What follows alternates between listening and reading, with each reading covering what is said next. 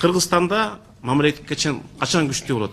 Саясий позициясы күчтүү адамдар көп болгондо күчтүү болот да. Мен айтайын дегеним өтө өкүнүчтүү. Биз ушул саясий репрессиянын кесепетин өтө тар карайбыз да.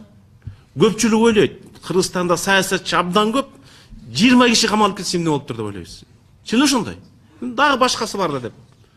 Анын келечек муунга, мамлекетке, мамлекеттүүлүк системасына, адам укугуна тийгизген таасирин кээде эсептей бербейбиз да. Мындай бул саясий репрессиянын мен ойлойм акыркы 80-жылдагы кыргыз элинин башына түшкөн мүшкүл иш кырсык. Кыргызда жакшы макал бар. Жоголуп табылган мал олжо, кырсыктан аман калган жан олжо дейт. О жерде отурган байкелерге баарын мен тааныйм. Ошо жаныңар олжо болсун. Силер ошо кырсыктан аман чыктыңар. Кийинки максат калгандарын кошо алып чыгышыбыз керек да. Бир 5 кесепети бар. Биринчи кесепети албетте булардын кет башына түшкөн кесепети. Адам баласы ушул эмне үчүн кадыр барктуу жашайын дейт. Ушу балдарым астында жүзүм жарык болсун дейт. Ошентип жашап келген аксакалдарыбызды Тоонбек Закирьевичти, Дастан Исламовичти 70-ке чыкканда КТР 6 миллион элге чыккынчы катары көрсөтүп атканда күйбөгөн жерим күй болот да. Эми ошо КТР силерден кечирим сурадыбы? Алардын үй бүлөсүнө тийген зыян болду. Солженициндин архипелаг гулагын окугандар пайда билет болуш керек. Жаңы терминдер пайда болду бизде саясий. Ошо саясий репрессированныйлардын аялдары чогулуп алып ошол жакта тамак көтөрүп жүрүштү. Ошолордун балдары жүрүштү митингде колдоп. Жаңы саясий репрессия деген термин биздин лексиконго кирди. Эркиндик учурунда. Алардын үй бүлөсүн баккан атасы түрмөдө, материалдык, моралдык кыйынчылыктар, анан кошуна колон деген бар да. Сенин атаң төңкөрүш кылыптыр, сенин атаң мамлекетти басалма экен, сенин атаң коррупционер деген жаманатты бул түрмөгө отургандан да жаман. Экинчи кесепети саясий репрессия. Бул саясатта конкуренцияны жок кылат такыр. Мисалы үчүн сиздер айттыңыздар Түштүк Корея. Жанда Түндүк Корея. Экөө бир эле эл, бир эле асман, бир эле улут. Эмне үчүн Түндүк Корея бүгүн ачка калып оондон тамак сурап жейт, а Түштүк Корея дүйнөдөгү өнүккөн 10 өлкөнүн катарына кирет. Себеби Түндүк Кореяда саясий репрессия, Түштүк Кореяда саясий конкуренция. Саясий конкуренция гана жана марага ат чапканда күлүктөрдү тандагандай, же болбосо Батыш Германия менен Чыгыш Германия. Чыгыш Германияда Эрик Хонекерден баштап 40 жылда 5 биринчи секретарь болуптур. Бирок бирөөнүн да бүгүн өмүр баяны политологияда реформатор катары окутулбайт. Азыркы Германиядагы Батыш Германияда Аденауэр, Людвиг Эрхард, Шмидт, Коль, Меркельге чейин бар реформаторлар. Себеби аны саясий конкуренция, саясий аренага алып келген. А Атамбаев ошол саясий конкуренцияны тазалайын деди да. Бул экинчи кесепети. Үчүнчү кесепети биз кээде ойлоно бербейбиз. Эмне үчүн 37-жыл атылгандан кийин Разаховка чейин бир да Кыргыздан жетекчи чыккан жок. Кыргыздар коркуп калды. Бул генетикалык деңгээлде улутту коркутуу. Эртең Бектур менен Кубандын кошунасы айтат, тың болсоң мына Кубанга окшоп түрмөгө жатасың, Бектурга окшоп камаласың деп. Баласы чектелип баштайт. Баласы кулчулук аң сезим кап келет бул. А кулча ойлонгон эл эч убакта эркин мамлекет кура албайт. Бул кесепети, бул бешөөнүн түрмөгө отургандан да жаман. Дагы булар 5 жылдан кийин отурганда, жакында анда бизге мыкты чыган лидерлер чыкмак эмес. Бул экинчи кесепетти улутту төрөлө эле кыргызды эненин боюнда жүргөндө коркутуп коюу, бул 1000 адамды кырып салгандан да жаман. Мына ошон үчүн 37-жылы коркуп калган кыргыз эли 20 жылдан кийин гана Разаховду жаратты, анан Усубалиев келди.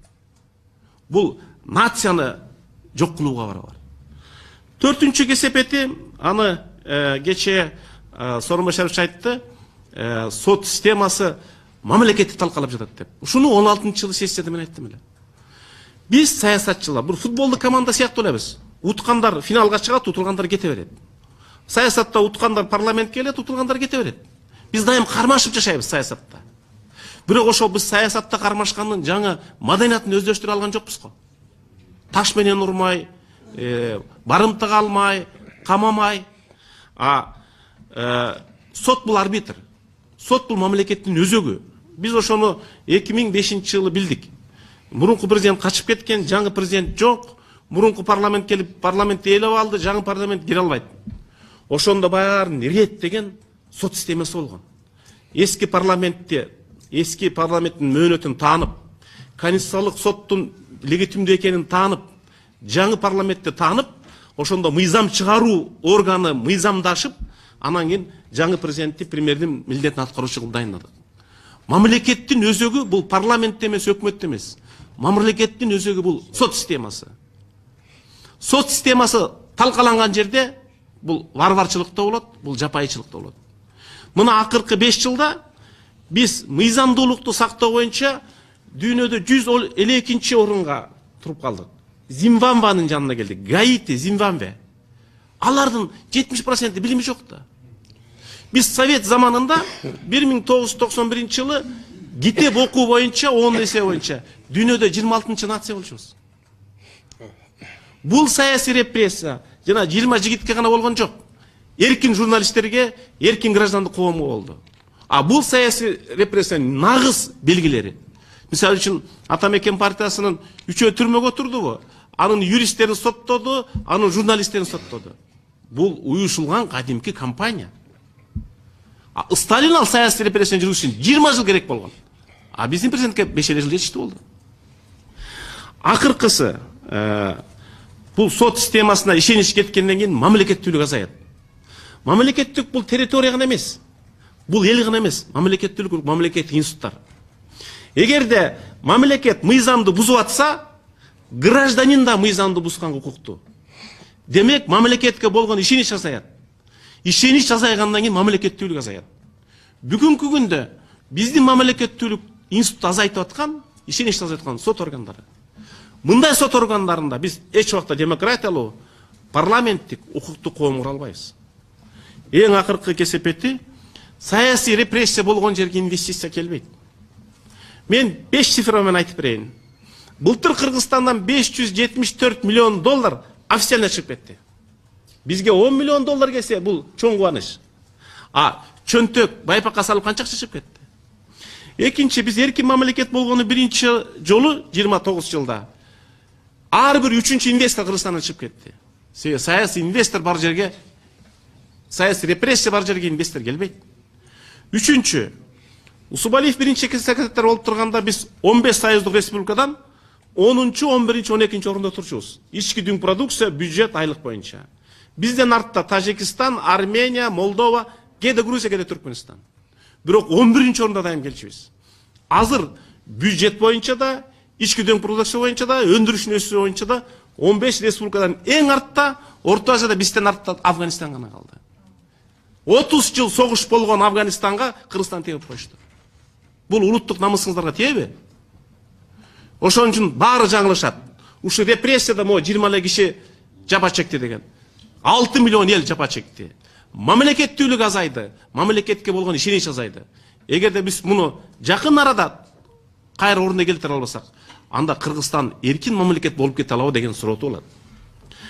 Мен жана айтылгандардан эки сунушту толук колдойм. Биринчиден Дастан Шаш айтты, 2012-2017 жылга алган кредиттерден кандай мыйзамдуу жана маңыздуу пайдалангандыгын парламенттик угуп алалы. Дастан Шаш, мен муну парламентке киргизип бере алам, эксперттер, себеби кредитти инвестиция алуу үчүн пайдаланат. Бизде кредитти жеп уурдоо үчүн пайдаланып калды. Ошого биз чек койбосок болбой калды. Бул улуттук коопсуздук үчүн чоң маселе. Экинчи, Бекболот Торобаевич айтты, жана мыйзамды. Мен автор болууга даяр элем. Бирок сиздердин маселени парламентке киргизе албай койдук го. Генералдык прокурор бекип атканда сиздердин атайын пункт менен саясий репрессия болгондордун ишин кайра караңыз деп ошого жетише албай койдук го. Мен сунуш кылар элем, ушу баарыңыздар фракциянын лидерлери менен жолугушуп, ар бири менен жолугушуп, ушуну адегенде парламентте угуу кылып, анан мүмкүн мыйзам менен. Мыйзам болсо анда баары жакшы болот эле, биз баарын тазалайт элек. Азыр биз бир бутубуз менен адам укугун коргогон коомдо, бир бутубуз менен дагы эле тоталитардык коомдо турабыз. Мындай учурда мамлекет тез жөнөгө албайт. Арменияны көрдүңүздөр го, граждандык коомдун күчү. Бир адам келип, бир жылга жетпеген убакта мамлекетти өзгөртүп койду. Биз ошондой граждандык коом кура алабызбы? Үчүнчү, бары бир мен ойлойм, сиздер толук акталып, биз 53-жылы, 37 жылы атылгандар үчүн 53 жылдан кийин мүрзөсүнөн барып кечирим сурадык. Алардын баары атылып кеткенден кийин. Ошондой кечиримдин көзүң өткөндөн кийин кереги барбы? Силер дагы узак жашаңыздар. Бирок мамлекет кечирим сурабаса дагы, жок дегенде мамлекеттик канал атыңарды атап, силерди каралап жамандагандыгы туура эмес экенин айтып коюш керек. Биз кийинки муунга ошондой салт калтырып кетпейлиби? Бири-бирибизди камаган салт эмес. Кээде мамлекет да күнөө кетирет. Ошо мамлекет күнөөсүн мойнуна алып, кыргыз элинин астына айтып койсун да, муну туура эмес камапсыз, туура эмес жамандаппыз деп. Өзү тарыхта мамлекеттик төңкөрүштү эки эле учурда кылылат. Действующий министр обороны же министр МВД басып алат. Мушаррaf келип басып алды го министр обороны. Армиясы бар. Экинчи Баевиктер менен келип басып алат. Жалгыз таягын сүйлөгөн Дастан Исламович кантип ак үйдү басып алат? Забордон өтө албайт да. Юриспруденциянын логикасында мындай. Мисалы үчүн банкты урдайм деген кишини камаш керекпи? Камай албайсың да. Банкты урдаса камаш керек.